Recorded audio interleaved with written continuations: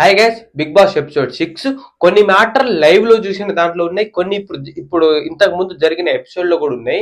Big boss 6 లో జరిగిన matters అన్ని తీసుకొస్తాయి ఇప్పుడు నేను ఎపిసోడ్ 6 లో. జాగ్రత్త వినండి. ఫస్ట్ ఆఫ్ ఆల్, కొత్తగా ఎవరైనా వచ్చిన వాళ్ళకి మన యూట్యూబ్ ఛానల్ సబ్స్క్రైబ్ చేసుకోండి, అలాగే మన ఇన్స్టా పేజీని ఫాలో చేయండి. ఇప్పుడు గేమ్ లో వాళ్ళ మీద ఉన్న రాము రాథోడ్ లాస్ట్ శ్రీజ గారు ఇద్దరు ఉన్నప్పుడు గురించి మాట్లాడుకుందాం. రాము రాథోడ్ అయితే నెక్స్ట్ లెవెల్ ఆడిన గేమ్ అయితే అసలు ఏంట్రా బాబు ఇతను ఇంతసేపు ఉన్నాడు, అసలు కొంచెం కూడా సపోర్ట్ లేదు. చాలా వరకు అక్కడ ఉన్న 5గురు కెప్టెన్సీకి ట్రై చేసే వాళ్ళు రాము రాథోడ్ రాడ్డు తీయడానికి చూశారు, కానీ శ్రీజ గారు దమ్ము శ్రీజ గారు ఎవరు రాడ్డు చేయలేదు. శ్రీజ గారు కూడా అక్కడ కొన్ని విషయాలను ఇక్కడ మన ప్రియ గారి కింద ఉన్నప్పుడు అరే వెరీ గుడ్ రా, మంచిగా ఆడుతున్నావు అని చెప్తున్నాడు. ఇక్కడ ఈ ప్రియ గారికి మన ప్రియ గారు రాడ్డు తీయని శ్రీజ గారు డబల్ మైండ్ తో అక్కడ చెప్తూనే ఉండదు, అక్కడిది ఇక్కడ అని పుల్ల పెడుతుంది. కానీ రాము రాథోడ్ అయితే నెక్స్ట్ లెవెల్ ఆడిన గేమ్ అయితే తనలో కింద ఉన్న రాడ్డుని తీస్తా అంటే కూడా పైనుంచి అప్పటి నుంచి డౌన్ కి కోతి ఎలా కొమ్మ మీద నుంచి ఇంకో కొమ్మకి ఎలా వెళ్తుందో అలా రాము రాథోడ్ జంప్ చేసుకునే ఉన్నారు. ఇంకొకటి ఏంటంటే ఆ వాల్ మీద ఉన్న టాస్క్ అప్పుడు Pawan Kalyan army fan Pawan Kalyan floor మన వాల్ మీద ఉండి గేమ్ లో తన రాడ్డుని తీసేటప్పుడు రాడ్డు తీసిన తర్వాత ఆడియన్స్ అక్కడ కూర్చున్న వారు మన 14 మెంబర్ కంటెస్టెంట్ వాళ్ళు వచ్చేసి మన కళ్యాణ్ గారు మన వాల్ పైన చేయి పెట్టాడు. అదేమో మన అక్కడ ఉన్న 14 మంది చూశారు, మరి మన సంచాలక్ గారు చూడలే కానీ ఇక్కడ చెప్తున్న వాళ్ళ మాటలు విని నేను చూసా సంచాలక్ అంటే నేను చూసా ఇక ఏంటి అక్కడేమో ఎల్బో పెట్టాడని చెప్పాడు, కానీ అక్కడ పెట్టింది ఎల్బో కాదు, తన చేయిని పోయి వాల్ మీద పెట్టాడు.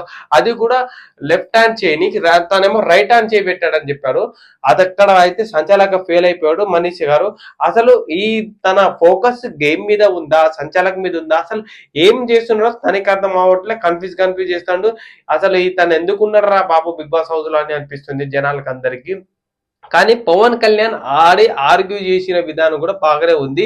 దీంతో పాటు అక్కడ హరీష్ గారికి చాలా కోపం వచ్చిందిలే, కానీ అక్కడ ఆర్గ్యూ చెయ్యకుండా తనతో పాటు మీరు చేసిన జనాలు చూస్తారు అనుకొని సప్పుడు జగం మూసుకొని వెళ్ళిపోయారు.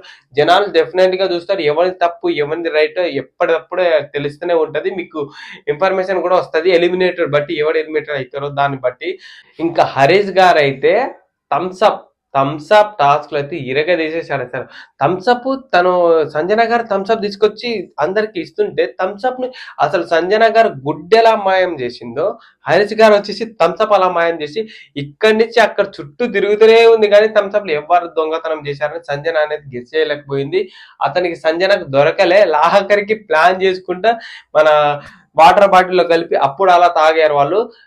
ఇది ఒక వంత అయితే, ఇంకో నెక్స్ట్ వంత ఏంటంటే అసలు హౌస్ లో ఉండి మన రాము రాథోడు రీతు చౌదరి వీళ్ళు ప్లాన్ వేసిన థమ్స్అప్ మీద ప్లానింగ్ మామూలు లేదు.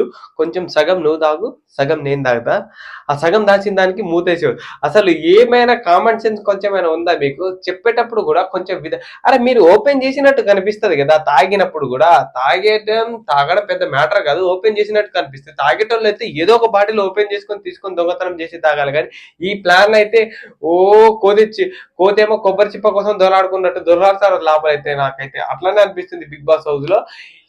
కొన్ని సిచ్యువేషన్ లో బిగ్ బాస్ మొన్నటి డే కంటే ఇప్పటికి గేమ్ అనేది చాలా ఇంప్రూవ్ అవుతుంది. మీరు ఉండకుండా రేపు తెలుస్తుంది. రేపైతే నాకు తెలిసి డబల్ ఎలిమినేషన్ అయ్యే అవకాశాలు ఉన్నాయి అనుకుంటా. ఫస్ట్ అయితే డేంజర్ జోన్ లో ఉన్నది, సేఫ్ జోన్ లో ఉన్నది వీళ్ళు. ఫస్ట్ అయితే డేంజర్ జోన్ లో ఉన్నదేమో రాము రాథోడ్, మన శష్టి వర్మ, సంజన గారు. వీళ్ళు ముగ్గురులో ఎవరు ఎలిమినేట్ అవుతారో కూడా తెలియదు.